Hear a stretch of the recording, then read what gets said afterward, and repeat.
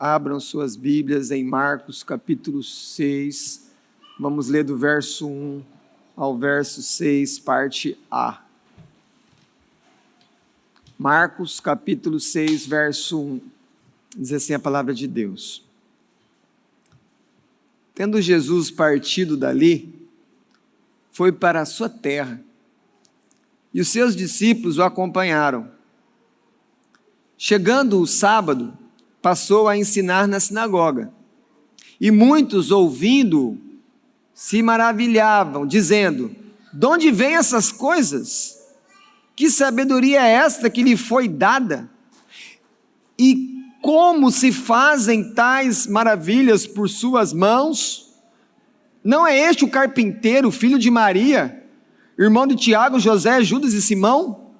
E não vivem aqui entre nós suas irmãs? E escandalizavam-se nele. Jesus, porém, lhes disse: não há profeta sem honra, senão na sua terra, entre os seus parentes e na sua casa. Não pôde fazer ali nenhum milagre, senão curar uns poucos enfermos, impondo-lhes as mãos. Admirou-se da incredulidade deles. Até aqui. Amém. Senhor, fala conosco. Desperta-nos para a fé. Ajuda-nos a entender. Mas não apenas, Senhor, um entendimento na mente, mas que isso possa tomar o nosso coração e nos fazer voltar para o Senhor naquilo que o Senhor tem para falar e tratar conosco nessa noite. Alimenta os teus filhos, ó Pai, em nome de Jesus. Amém. Podeis sentar, deixa a Bíblia aberta. Aqueles que estão no ensino médio, eles vão aprender ou já aprenderam nas aulas de história que teve um tal de um profeta lá no Oriente Médio, um país bem pequeno, comprido, pouca largura, chamado Jesus de Nazaré. E ele foi crucificado pelo Império Romano, sobre as mãos de um governador da Judéia chamado Pôncio Pilatos. Isso está nos livros. Só que esse conhecimento não é suficiente para levar quem lê a fé em Jesus. Mas mesmo assim, quem lê essa história num livro de história, vai poder falar: eu conheço Jesus, eu ouvi falar de Jesus, eu sei de onde Jesus é, eu sei como ele morreu, eu sei a cidade que ele nasceu, que país que ele era. Essa é a mesma situação de muitas pessoas hoje. Ouvem sobre Jesus, conhecem vários detalhes da vida de Jesus, conhecem os ensinos, mas de maneira perigosa, permanecem ainda sem crer em Jesus, sem crer nele como o Filho de Deus, que veio ao mundo para perdoar e salvar pecadores. E para provar para vocês que é assim realmente na vida, que as pessoas podem conhecer, ler, e nada mudar na vida dela, aquele que vos fala passou por essa experiência. Lá nos meus 18 anos, me preparando para os vestibulares da vida da época, e peguei a apostila, e fui estudar a história, e me deparei então com esse Jesus de Nazaré. E qual foi a reação no meu coração? Revolta! Eu saí revoltado da leitura. Porque à época pensava eu: o mundo é injusto. Parece-me que aos meus olhos esse homem é bom e ele morre. O mundo é injusto. Essa foi a minha reação à época. Mas não teve arrependimento de pecado? não teve mudança de coração, não comecei a ir na igreja buscando Jesus, mas eu conheci a história, eu ouvi falar dele, eu reagi a ele, mas não com fé. Por isso eu quero advertir você nessa noite, que conhecer Jesus, sem ter fé nele, é muito perigoso. E é exatamente isso que Marcos está escrevendo aqui no seu evangelho. Os nazarenos, eles viveram com Jesus, mas quando Jesus vai lá, eles ignoram Jesus. Se você olhar as histórias que Marcos está contando antes, que nós estamos pregando a vocês todos os domingos, vocês vão lembrar que domingo passado foi pregado pelo pastor Vitor, que Jairo teve fé, e a filha dele ressuscitou. A mulher que estava sofrendo ali há 12 anos com a hemorragia de sangue, teve fé, tocou e foi curada. São vários relatos de pessoas que põem fé em Jesus, e a fé em Jesus nunca falha, amém. Mas agora, fazendo aí um oposto, Marcos vai mostrar que muitos, e digo infelizmente a maioria, rejeitam Jesus, não creem em Jesus. E quando não creem em Jesus, não apenas rejeitam Jesus e o seu evangelho, mas rejeitam o próprio Deus que enviou o seu Filho para morrer na cruz, para perdoar pecadores. Isso é tão preocupante, porque isso pode acontecer dentro da própria igreja, que é um lugar onde estão pessoas íntimas de Jesus. Quem aqui já não viu aquela expressão de alguém que às vezes está na igreja, que conhece Jesus, ou de alguém que está afastado, e você pergunta, qual que é a sua relação com Jesus? E ele responde para você, eu nasci na igreja. As pessoas podem conhecer Jesus desde a primeira infância, conhecer todas as histórias, mas apenas conhecer e não crer. Infelizmente isso acontece, e isso é perigoso, porque as pessoas ficam tão perto, ouvem a verdade, experimentam às vezes as bênçãos de Deus, mas não creem em Jesus. Então é muito perigoso você parar apenas no conhecimento de Jesus e não crer nele, porque o evangelho é pregado para que nós creiamos que Jesus é o Filho de Deus, que Ele é o Rei, que Ele é o servo, o sofredor, que Ele perdoa pecados. Quantas e quantas e quantas pessoas que hoje são adultas e cresceram em classes,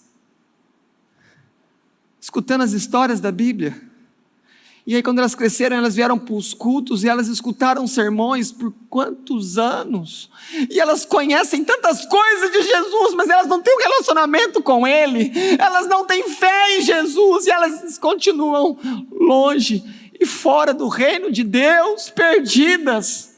Como eu disse quarta-feira, perdidas não quer dizer alguém desorientado ou que não sabe para onde ir, não.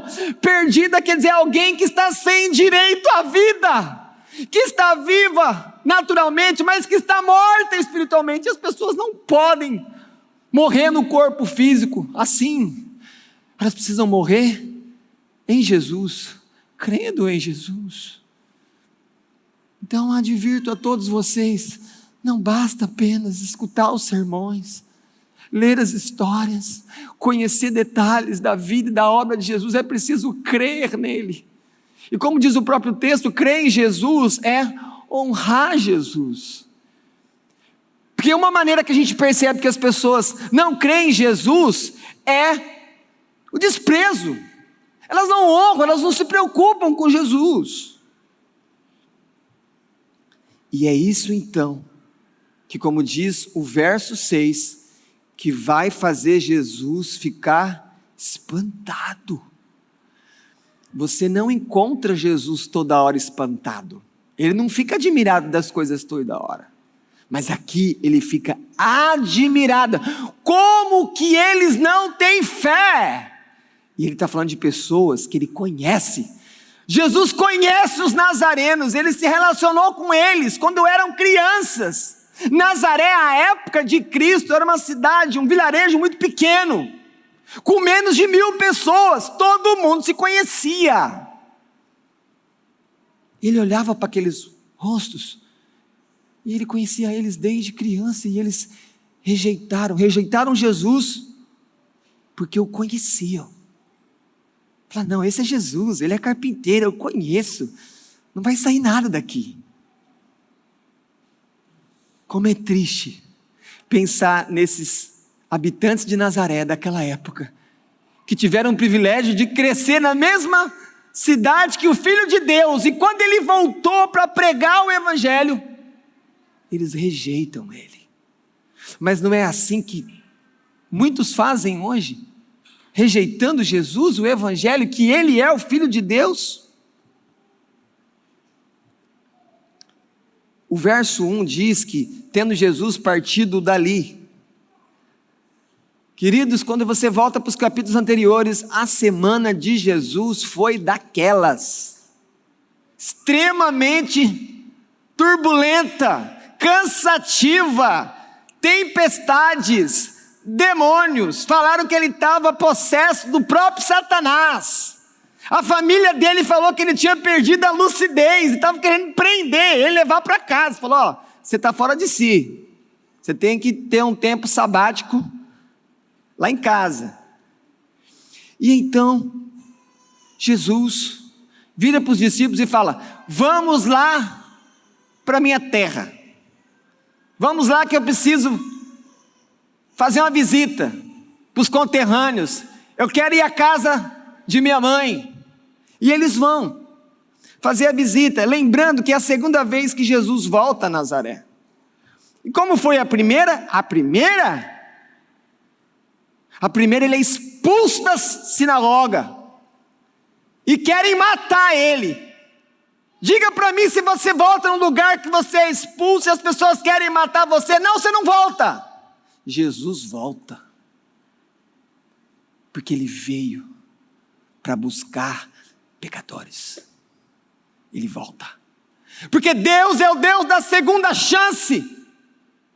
Porque lembra aquele jovem, quando leu no livro de história, que teve a reação errada, mas Deus continuou buscando, e uma hora a reação foi do Espírito, e ele conheceu Jesus. Não o Jesus genérico, que não muda a vida de ninguém, mas o Jesus que morreu na cruz, e que perdoa o pecado de todo aquele que se arrepender. Pastor, tu estás falando nessa noite que Jesus pode ser meu? Vá a Ele, vá confessando os seus pecados. Ele jamais despreza um coração quebrantado e contrito, Ele não despreza. Vá a Ele nessa noite, e receba perdão, receba salvação. Por isso que Jesus tem igrejas espalhadas em todas as nações, igrejas diferentes umas das outras, com pregadores diferentes uns dos outros, com povos diferentes, em todas as línguas, porque ele veio para buscar pecadores. Vá a Ele nessa noite, creia nele, para de ficar nessa vida só de conhecer Ele. Não, fala, Senhor, eu quero experimentar um relacionamento novo. Como de costume, Jesus é conhecido em Nazaré, ele cresceu ali, e então, ele recebe a oportunidade de novamente expor a Escritura. Escritura para eles é o Antigo Testamento. Então, o responsável da sinagoga vai até tipo um armarinho de madeira, pega um rolo, que é a Bíblia, o Antigo Testamento, os profetas, a Torá, ele traz, entrega para ele, e ele vai fazer a leitura e vai fazer uma exposição do texto. Era a pregação deles. E Jesus faz isso. E qual é a reação de quem ouve ele? Como que eles reagem? Está aqui, ó, olha o verso 2. Chegando ao sábado, eles iam na sinagoga no sábado, ele passou a ensinar. E como é que eles ficavam? Olha a palavra, maravilhados. Que ensino é esse? De onde vem isso? Como que consegue? Como assim? Como assim Jesus pode ensinar desse jeito? Pensavam eles. Ele não tem diploma. Não tem mestrado em teologia. Como assim ele pode falar dessa maneira? De onde vem esse ensino todo? Ele não foi aluno de nenhum mestre importante de Israel. Como é que ele pode ensinar assim? Eles fazem essas perguntas. Continua vendo o texto, olha aí. Que sabedoria é esta? Como ele faz essas maravilhas? Como? Mas ao mesmo tempo que o verso 2 mostra que eles ficam maravilhados com o ensino de Jesus, mas quando eles tiram os olhos do ensino e olham para a pessoa de Jesus, ele é nazareno, a gente conhece ele, e aí eles vão desqualificar o pregador, e junto seu ensino, eles jogam tudo fora, eles rejeitam, eles desprezam Jesus, porque eles o conheciam. Por causa da origem, ele era nazareno, ele é um de nós, ele é simples.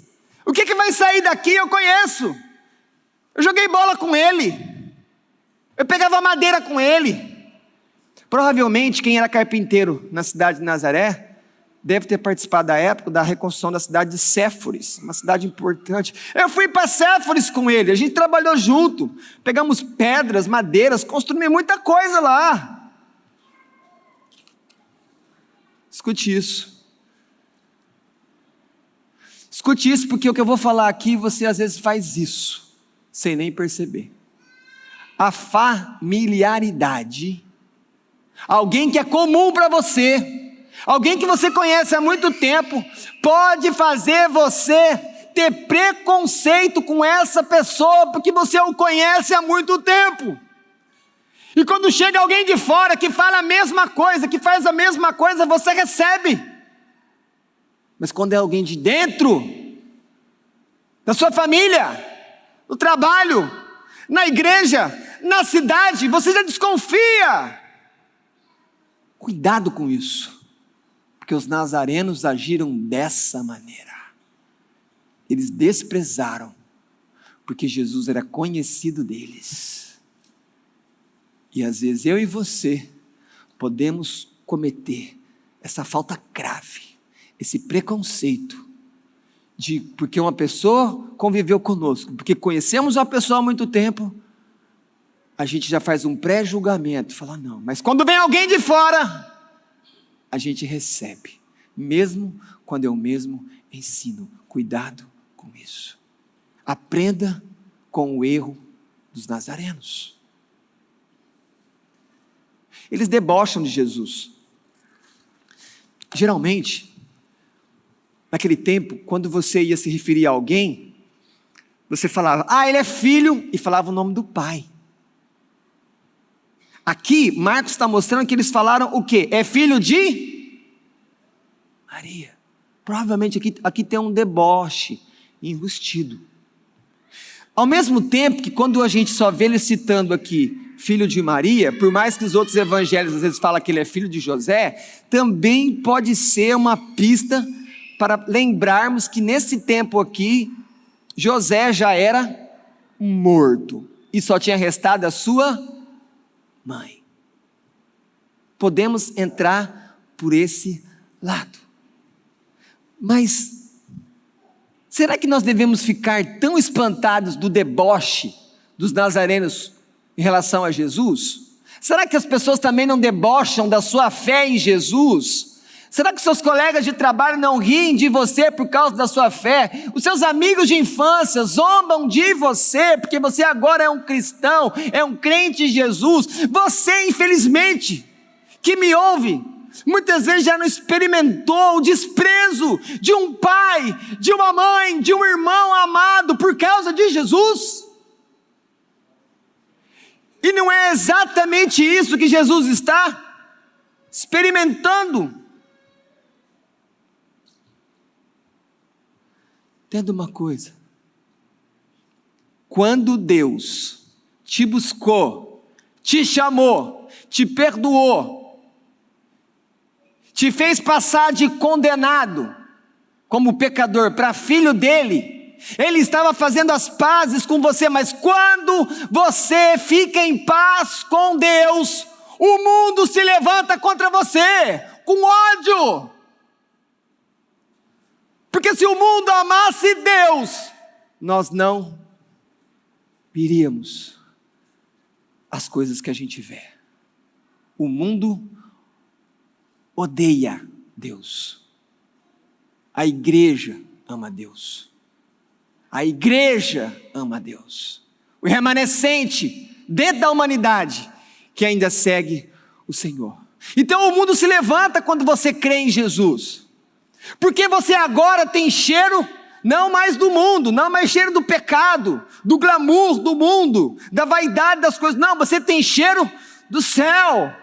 Você tem cheiro de arrependimento, cheiro de fé. E o mundo não quer essas coisas. Então o mundo se levanta contra você.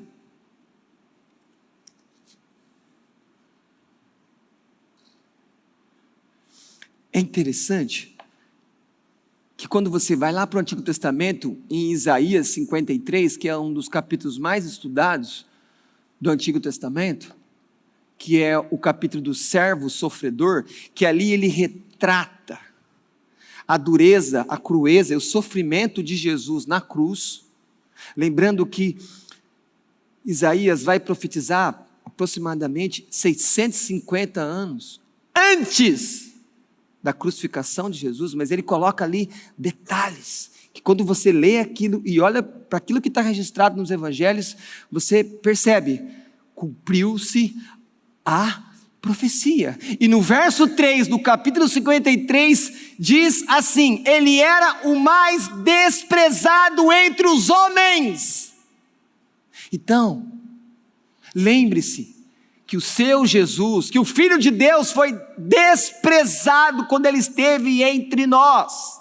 Mas a boa notícia é que, como diz o próprio Evangelho de Marcos, capítulo 3, que quando ele vai chamar os discípulos, ele chamou os discípulos para pregar o Evangelho, expulsar demônio. Mas a primeira coisa que fala, quando vai falar o porquê que Jesus chamou os discípulos, ele fala: chamou para estar com ele. Então volta para o verso 1. Olha para o verso 1, olha como que ele chega na cidade. Ele volta para a terra dele. Ele volta. Ele expõe muito bem a escritura na sinagoga. Mas porque ele é nazareno, ele é desprezado, ele é rejeitado. Mas eu quero dizer para vocês que o consolo chegou antes do desprezo. Então, se isso consola você, por mais que o mundo vai odiar você, vai rir de você, mas você vai ter irmãos que vão andar com você. Você vai ter uma igreja que vai ser um lugar onde você vai poder correr para adorar, para se refugiar, para receber água fresca nos tempos difíceis. Então, os próprios discípulos são um consolo na vida do Filho de Deus. E hoje também você tem esse consolo quando você vive perto dos seus irmãos, dos seus pais espirituais, das suas mães espirituais. Jesus chega ao verso 4 e ele vai dizer, muito conhecido entre nós, é um dito da época: não há profeta sem honra, senão aonde? Na sua própria terra. Já era um dito daquela época. Os profetas não tinham honra na sua própria terra. Mas Jesus não era mais um profeta. Jesus, conforme o livro de Moisés, Deuteronômio, o 5º livro, que é o Pentateuco, os 5 primeiros livros. Se você depois olhar em casa com calma, o Deuteronômio, capítulo 18, Moisés vai escrever, por revelação do Senhor, que no futuro viria o profeta, não mais um profeta, o profeta. e que aquele que ouvisse esse profeta viveria, e quem rejeitasse esse profeta prestaria contas a Deus. Eu digo a vocês que esse profeta de Deuteronômio 18 é Jesus Cristo. É a profecia de Moisés. E diga a você que me ouve nessa noite, se você despreza aquilo que Jesus faz, essa sentença de Deus contra você é uma sentença de condenação, é uma sentença de morte terrível e não tem para onde apelar. Deus é a primeira e a última instância para nos julgar. Não tem tribunal de apelação. Não despreze aquilo que você ouve de Jesus. Chegamos ao verso 5, quando fala que diz que ele não podia fazer milagre. Mas como assim Jesus não pode fazer milagre? Quer dizer que para Jesus fazer milagre depende das pessoas. Os milagres não são apenas como nós vemos aqui, inúmeros. Lembrando que nem todos os milagres que Jesus fez foram descritos. Nem tudo que ele fez está escrito. Muitas coisas foram registradas para nós podermos conhecer, termos fé nele. Mas os milagres, eles têm uma função de mostrar, apontar e falar. Acontece tudo isso porque o Espírito Santo está sobre ele e para dizer que ele é o Messias. Ele é o Filho de Deus. Mas a questão é, por que ele está falando que ele não pode fazer ali milagre? Porque milagre não é apenas para mostrar quem Jesus é. Milagre também é para chamar as pessoas para se relacionar com Ele. E eles estavam o quê? Desprezando Jesus. Então não tem milagre. Porque não vai ser uma obra vazia que Deus vai fazer no meio deles. Por isso não tem milagre. Porque eles não querem relacionamento com Jesus. Não havendo fé em Jesus, eles ficam sem milagre. Mas mesmo assim, pela misericórdia, como diz o verso 5, diz que Jesus cura um pouquinho. Alguns ele ainda cura. Por quê? Porque ainda que os homens estejam com o coração endurecido, Deus age com misericórdia. Você imaginou se Deus dependesse do seu próprio coração para você se relacionar com Ele? Você estaria ainda perdido, sem Deus.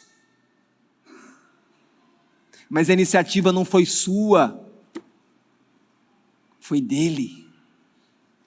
E como ele busca, ele encontra, e ele mudou o seu coração, e agora ele te dá um coração de carne que você escuta, que você busca a ele, que você obedece, mas antes não tinha nada disso. Termina o verso 6, dizendo que Jesus ficou admirado. Escute o que eu vou falar para você. O que vai confirmar a ida de milhões e de bilhões de pessoas para o inferno não é o pecado delas. O que vai confirmar a perdição eterna desses bilhões de pessoas não são os pecados delas, mas é a falta de fé em Jesus, porque Ele pode resolver todos os pecados, resolver o seu, resolver o meu. Então a pior doença no final é a incredulidade, porque se essa não for mudada, todos os outros pecados continuam sobre você e no final não tem salvação. Você percebe isso? É a falta de fé em Jesus que vai condenar as pessoas no final, porque pecadores somos todos. A diferença é, você é um pecador que se arrependeu e creu em Jesus e abraçou o Evangelho, ou você ficou com seus pecados, confiando nessa obediência sua, nesse padrão seu que você criou, não Deus, de autojustiça, achando que você, porque foi bom filho, porque foi bom pai, porque pagou imposto, porque andou direitinho, aí você acha que Deus te salva por causa disso? Você acha que esse é o padrão de um Deus santo? Me desculpa, Quem pensa assim não entendeu nada da santidade de Deus. Deus é santo, totalmente santo, e Ele não aceita relacionamento com ninguém que esteja imundo na presença dEle. Nós só podemos ir a Ele, porque os nossos pecados são perdoados, e agora eu tenho acesso a Ele por meio de Jesus. É Jesus então que foi lá e rasgou a cortina do templo do Antigo Testamento de Salomão, e agora o homem pode ter contato com Deus, senão estaríamos todos longe para sempre de Deus. Eu tenho 4 aplicações. Primeira aplicação: ensine a palavra de Deus com dedicação. Mas lembre-se, os frutos, os resultados, não dependem de você, só de Deus. Você prega e Deus gera fruto, Deus gera arrependimento. Só Deus pode salvar, mas você pode ser boca de Deus no ouvido de pessoas que estão perdidas. Continue se dedicando em pregando o Evangelho. Jesus é rejeitado pelos nazarenos, mas se você ver o próximo versículo que eu não li, a parte B do verso 6, o que vai dizer? Percorria as aldeias circunvizinhas, ele não parou, ele continuou pregando. Não pare de pregar, porque as pessoas estão rejeitando você. Vá a outras pessoas, vá a outros lugares e continue pregando, mas lembre-se, os frutos só Deus pode fazer. Segunda aplicação: qual o grande problema dos nazarenos? Jesus, eu te conheço, Jesus, eu não sei como tu faz essas coisas, mas eu te conheço. O problema aqui é, você precisa valorizar os da casa, não apenas os de fora. Esse é um problema central, porque isso vai ter a ver com honra. Jesus foi rejeitado na sua terra por seus parentes e por sua família. Então vamos lá, algumas aplicações bem específicas agora. Primeiro, aqueles que trabalham para alguém. Elogie o seu chefe naquilo que ele é bom. Reconheça o seu chefe como tipo de autoridade na sua vida e honre ele. Como é que a gente honra o chefe? Presta um bom serviço para ele. Não seja preguiçoso. Não fale mal dele nas costas dele. Tem alguma coisa para falar? Fala olhando para ele. Quer reclamar? Reclame conversando com ele, colocando as coisas em cima da mesa. Honre o seu chefe. Por outro lado, patrões, honrem os seus trabalhadores. Por quê? Porque Deus é o teu chefe. Deus está vendo quando alguém que é chefe maltrata empregado. E quem que vem com a justiça? Não é o fórum, em primeiro lugar. É o trono de Deus. Se você tem pessoas sob a sua responsabilidade que trabalham para você, olha lá como você trata essas pessoas. Deus é o seu chefe. Uma palavra para os aposentados. O aposentado acha que sou crente aposentado, acabou a vida, acabou coisa nenhuma. Aposentados, use esse tempo livre para servir a Deus. Não é pessoal para ficar tomando chá, não. Vendo televisão. Sirva a Deus. Procure pessoas mais novas. Ajude. Continue sendo servo e uma serva de Deus. Honre a Deus com o seu tempo. Jovens, adolescentes, crianças, olhem aqui para mim, estou falando com vocês agora especificamente, respeite os seus professores, eles não são facilitador coisa nenhuma, e não são cooperador coisa nenhuma, são professores. E se não gostou do termo professor, pode chamar de mestres, pode chamar de donos do saber. Mas a cultura aí moderna, pós-moderna, fala, não, são facilitador. Que facilitador? Facilitador é cartão de crédito. Às vezes é um complicador, né?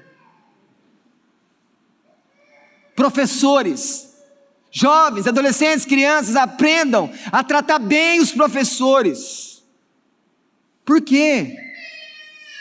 Porque quando eles abrem as bocas, eles trazem conhecimento de você, de Deus para vocês. Como assim conhecimento de Deus? Todo conhecimento é de Deus. Seja da escola, seja da igreja, em qualquer lugar. Tudo foi criado por quem? Por Deus. Deus é o Deus da matemática. Deus é o Deus da biologia, da química. Eu não gosto. Então você não gosta de alguma coisa que Deus criou. E quando o professor fala, ele fala também coisas de Deus. Precisa respeitar, precisa ter essa visão diferente. Porque quando ele fala essas coisas, você presta atenção, isso entra para a sua mente, e isso transforma a sua vida, o saber transforma. Te dá oportunidades melhores na vida. Em todo lugar o conhecimento é uma ferramenta de transformação. Só que cuidado, o conhecimento que a escola dá não leva para o céu, só o evangelho. Mas melhora a sua vida. Dá melhores condições de vida, muda muitas coisas. Eles nos mostram, os professores mostram o caminho de um mundo novo, desconhecido para quem é aluno, que precisamos conhecer e dominar. Agora os pais dos alunos, ensine os seus filhos a honrar os professores. Como é que faz isso? Não fale mal dos professores da escola para os seus filhos. Primeiro lugar. Segundo lugar, o professor faz aniversário. Tem dia do professor, leva alguma coisa para ele. Tem pai que só reclama do professor. Só fala mal do professor. Como é que o filho vai honrar se o pai não honra? Ensine os seus filhos a honrar, honrando primeiro você. E que professor? Todos os professores. Qualquer lugar que for professor, honra ele, honra ela. Nós precisamos mostrar para os nossos filhos, para as nossas crianças, os nossos jovens, o valor que um professor tem, porque se perdeu. Mas nós temos que resgatar coisas boas, tradições boas. Professores são presentes de Deus. Eles ajudam a cidade a crescer.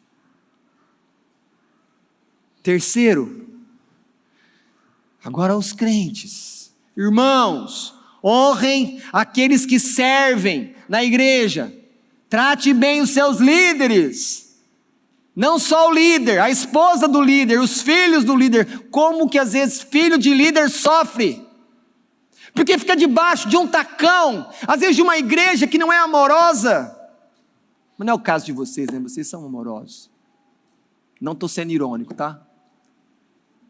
Mas tem às vezes crianças que sofrem por serem filhos de líderes e parece que eles têm que ter um comportamento perfeito. Não, nem Deus pede isso, porque eles também são pecadores. Então, trate bem os líderes, trate bem a esposa, trate bem o marido, trate bem os filhos. Às vezes ele está ali sacrificando para servir você, a igreja, as coisas de Deus. Porque se ele é o líder, ele deixa muitas vezes as coisas da casa dele para cuidar das coisas da casa de Deus. Seja bom para esses homens e mulheres em nome de Jesus.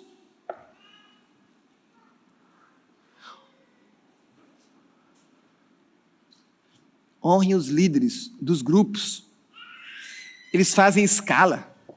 Eles cuidam dos trabalhos para os trabalhos não pararem. E além do trabalho, eles cuidam das próprias pessoas.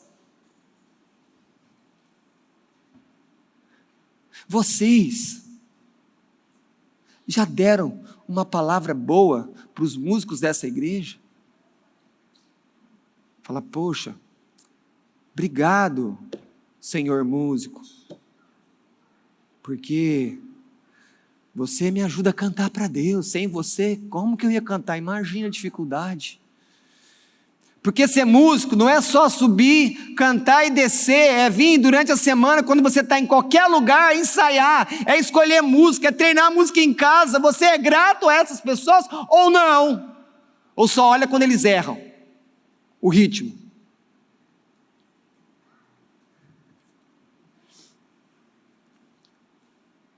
Tem músicos que não servem só semana após semana, eles servem meses. Eles servem anos sem nem tirar férias e são fiéis a Deus. Precisamos tratar bem eles, precisamos tratar bem a família deles, precisamos elogiar eles, porque muitas vezes quando eles estão nos liderando, estamos cantando, Deus toca no seu coração, mas não tem um feedback seu para ele, ou tem? Se tem, você está no caminho certo, mas não tem um feedback. Fala, olha, eu queria te agradecer, ô doutor músico, porque quando eu cantei aquela música, meu coração inflamou por Deus. Obrigado por aquela música falou comigo, porque aquela música tem um evangelho. Seja grato aos servos da igreja, seja grato às pessoas que limpam a igreja, deixam as coisas no lugar, seja grato às pessoas que ficam operando aquele data show e facilita o seu culto, projetando aqui o que você precisa ver, seja grato às pessoas que ficam na porta recebendo você e os visitantes, agradeça aqueles que você nem vê, que chegam bem mais cedo que você e vão embora bem mais tarde que você, que eles abrem e fecham a igreja. Seja grato a essas pessoas, honre essas pessoas que são os de casa. Não podemos ser como os nazarenos, pais que têm crianças no departamento infantil dessa igreja, não apenas reclamem, ou digam que falta isso, e falta aquilo, e não sei o que, não, esse não pode ser a primeira palavra nossa. Diga aos professores que eles são importantes para a vida espiritual dos seus filhos. Já disse isso? Já deu um presente para ele? Eles não ganham nada de vocês, mas ganham tudo de Deus, quando ensina as crianças. Você já fez elogio? Sabe o nome dele? Já orou por ele alguma vez? Valorize os professores da igreja. Eles são atacantes de Deus, porque eles trazem a palavra para o coração das crianças, tioinhos, jovens, adolescentes, porque quando a palavra está forte aqui, como diz Tiago, quando eu obedeço, e para obedecer tem que conhecer a palavra, Satanás foge quando pega alguém que obedece, e é a palavra que vai mostrar como obedecer, no poder do Espírito.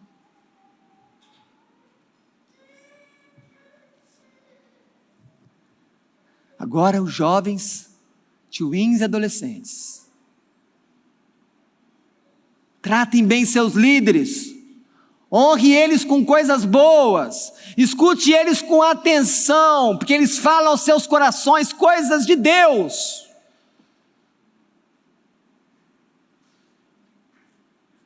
Se vocês, jovens, adolescentes, entenderam aqui o que é honrar esses líderes, honrar é estar presente para receber um ensinamento, uma lição, um enriquecimento de algo que eles trabalharam, oraram para trazer. E aí o tioinho não vem, o jovem não vem, o adolescente não vem. Isso é um desprezo a Deus, a Ele. Não faça isso, não despreze. Aquilo que você está deixando o seu filho, ou você jovem está desprezando hoje, amanhã vai fazer falta na sua turbulência lá, e pode ser que o Espírito Santo lembre para você, faltou estar na reunião, faltou ouvir aquela palavra, faltou receber aquela oração que o líder fez. Honre os professores estando presente nas reuniões, eles se preparam com dedicação e zelo. Igreja, valorizem aqueles líderes que cuidam da área administrativa da igreja, que cuidam do dinheiro, que cuidam da pintura, que cuidam das necessidades físicas da igreja. Trate-os com honra, sejam gratos a eles, pois eles trabalham para Deus sem remuneração, para servir você e os seus filhos. Trate eles bem, honre eles. Jesus disse que o profeta não tem honra em sua terra, em sua casa, em sua família. Igreja, honre seus pastores, honre a equipe pastoral. De vez em quando eu escuto alguém falar assim, eu perdi de viver mais perto daquele pastor. e agora eu não posso mais viver perto dele. Eu mudei de cidade, o pastor não está mais aqui, e eu perdi. Como que eu poderia ter aprendido com aquele pastor? Mas às vezes você não honrou ele quando você tinha. Mas sempre é tempo para você mudar. Honre os seus pastores. Trate-os com respeito. Não falem mal deles. Não difame eles. Sejam carinhosos com eles, porque os pastores, conforme os olhos de Deus, eles têm que ser carinhosos com as ovelhas, cuidadosos, afetuosos, gentis. Por mais que às vezes a palavra seja dura como uma bigorna, mas a palavra de Deus que é assim.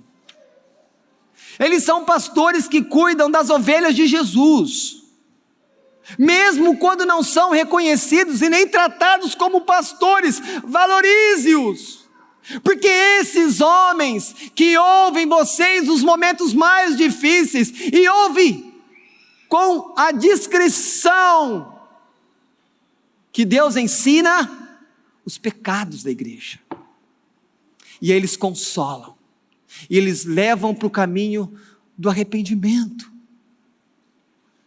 Pastores são guias nesse longo caminho chamado obediência. Pastores têm que ser pacientes, pastores têm que ser resilientes, não podem desistir, porque Deus não desiste das ovelhas. Pastores também não podem desistir. No máximo que pode chegar é a aplicação de uma disciplina. Escute essa história.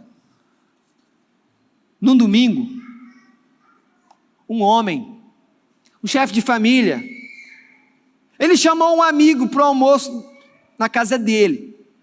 E aí ele chegou lá e disse: olha, eu queria que você assasse a carne. Ao final do almoço, todos da família, daquele chefe de família que convidou o amigo, estavam maravilhados. Como que você é um bom churrasqueiro, essa carne está uma delícia. E então ele recebe com méritos, elogios, porque aquele amigo que veio visitar a família, ele deu uma boa comida, e as pessoas ficaram felizes com a boa comida. Mas, todos os domingos, aquele chefe de família, aquele pai, vai na mesma churrasqueira, e ele assa a carne que alimenta a sua amada família. Mas como isso acontece todo domingo, a família já não percebe a importância daquele pai como churrasqueiro e o serviço que ele faz, porque ele faz todo domingo. E por isso mesmo, nunca lhes dão elogios, e não o honram, porque ele está na sua própria casa, na sua família. Assim acontece com os pastores das igrejas. Quando comparado aos pastores que vêm de fora, pois sendo esses desconhecidos, são mais honrados que os de casa, porque os de casa são mais conhecidos. Não foi assim que agiram os nazarenos com Jesus? Da mesma forma, alguns agem assim hoje. Sabe aquele seu irmão querido? Lembra aquele antigo líder, aquele obreiro aprovado? Ele cresceu e Deus o pôs como porta-voz na igreja, como líder, como pastor de ovelhas. Então honre como aquilo que Deus o colocou hoje, um pastor. Filhos, honrem seus pais. Não apenas escutem o que eles falam, mas também façam o que eles falam. Porque, olha aqui, criança, olha para mim. Olha aqui para mim. Tenham paciência comigo, igreja. Olhem para mim. O melhor caminho para a vida de vocês, melhor caminho é ouvir e fazer o que os pais falam. É um caminho de Deus. Ouçam isso. Pais, ajudem eles a entender essas coisas. As melhores coisas vai estar na obediência de vocês, tanto para agora como para o futuro. Uma palavra para as esposas, afinal estamos falando de honrar nessa noite. Valorize seus maridos. Esposas, não falem mal dos seus maridos para outras pessoas, não falem mal deles publicamente, isso é pecado. Você divide sua casa, não faça isso. É tão triste quando eu me deparo com essa situação, de uma mulher que fala mal do seu marido. Eles cuidam de vocês e das crianças, mas não são perfeitos. Então, mulher, critique menos e seja mais uma conselheira, seja uma árdua, uma fiel conselheira. Ajude esse homem.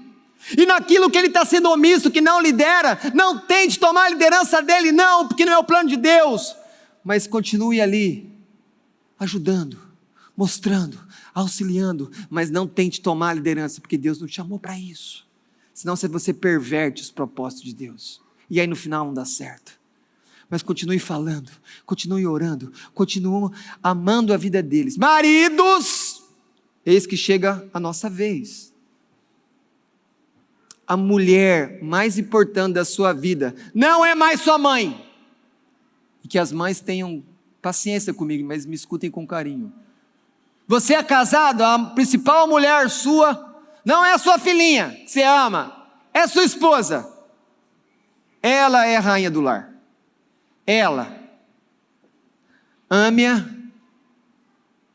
marido, como Cristo amou a igreja.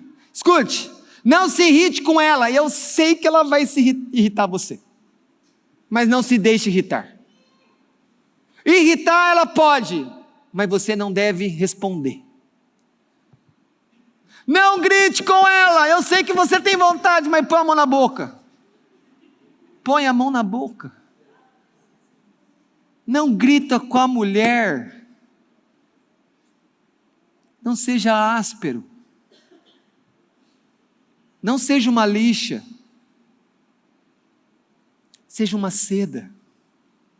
A esposa é aquela que deve receber toda a sua boa paciência. Seja gentil com a esposa, seja delicado ao falar com ela. Pastor, como que faz isso? É impossível fazer isso. Mas eu estou mostrando a vontade de Deus. Agora você vai, ora, pega o Espírito Santo junto, leia a Bíblia e vai, esse é o seu caminho. Mas esse é o marido que Deus quer aqui na igreja. Pais, nós pensamos que a Bíblia só fala para o filho honrar o pai. Mas e o pai não tem que honrar o filho? Será que esse filho não tem que receber mais o nosso tempo? Será que o filho não tem que receber palavras boas nossas? Será que o nosso filho não tem que ter elogio? Tem pais e tem mães que falam muito melhor dos outros filhos do que os filhos dele. Isso está errado. Primeiro fala do seu, primeiro olha para o seu. Deus colocou coisas boas nos seus filhos. Palavras boas. Lembre-se, pais, vocês são treinadores e tem filhos que são difíceis de treinar. Amém. Tem filho que é difícil. Tem filha que é difícil, mas não desiste. Deus te deu. Treine ele para ter uma vida com Deus. Não desanime quando você for desprezado por alguém da sua família. Não desanime. Você que conhece Jesus,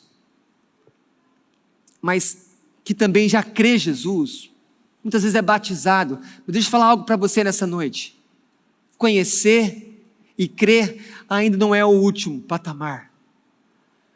Se você está nessa categoria, olhe para mim.